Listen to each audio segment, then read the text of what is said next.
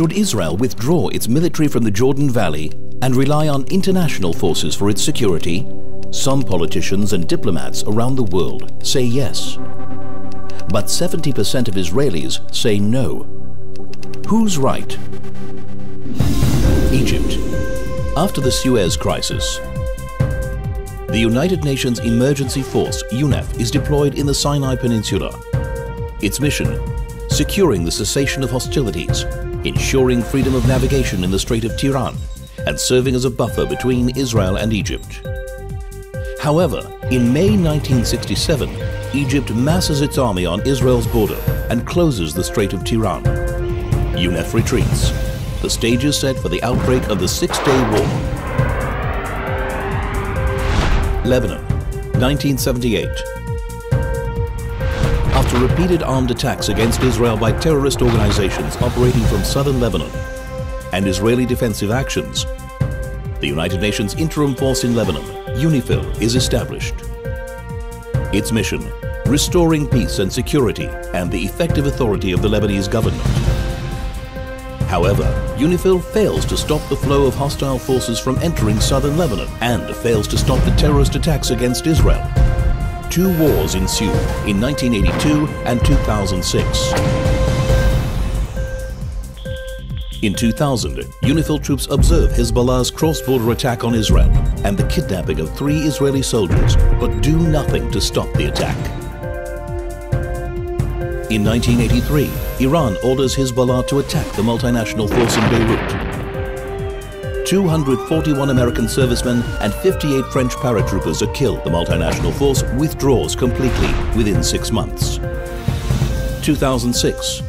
UNIFIL is upgraded with European troops and weapons in order to implement UN Security Council Resolution 1701.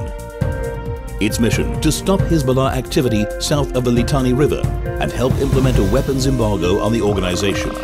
However, UNIFIL does nothing to stop the rearmament of Hezbollah. We are at a point now where Hezbollah has far more rockets and missiles than most governments in the world. Gaza, 2005. After Israel pulls out of Gaza, European monitors are stationed on the Gaza-Egypt border. Their mission: to prevent weapons smuggling into Gaza. However, in 2006, as Hamas begins its takeover of Gaza, the Europeans flee their positions. Iranian and Libyan weapons flow into the arsenals of Hamas, Islamic Jihad and Al-Qaeda affiliates and are fired at Israeli population centers. By June 2007, their operations are officially suspended. Syria. The United Nations Disengagement Observer Force, UNDOF, is established in the Golan Heights following the Yom Kippur War. Its mission: to maintain the ceasefire between Israel and Syria. However, in 2013, as the Syrian civil war intensifies, Austria, Croatia, India and the Philippines retreat. The repeated failure of international forces to maintain peace and security goes well beyond the Middle East. Peacekeeping forces from the US and Europe dispatched to Somalia, Bosnia and Rwanda have ultimately retreated when attacked, allowing a bloodbath to follow. Since 1967, the Jordan Rift Valley has served as a formidable geographic barrier protecting Israel and the front line of its defense in the east.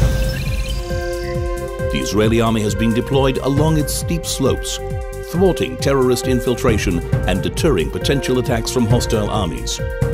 This critical zone cannot be turned over to international forces that have consistently proven to be ineffective, unreliable, and quick to retreat from conflict zones.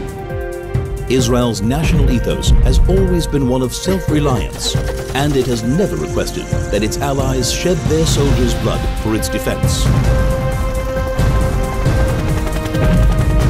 History leads us to the unmistakable conclusion: Israel must defend itself by itself.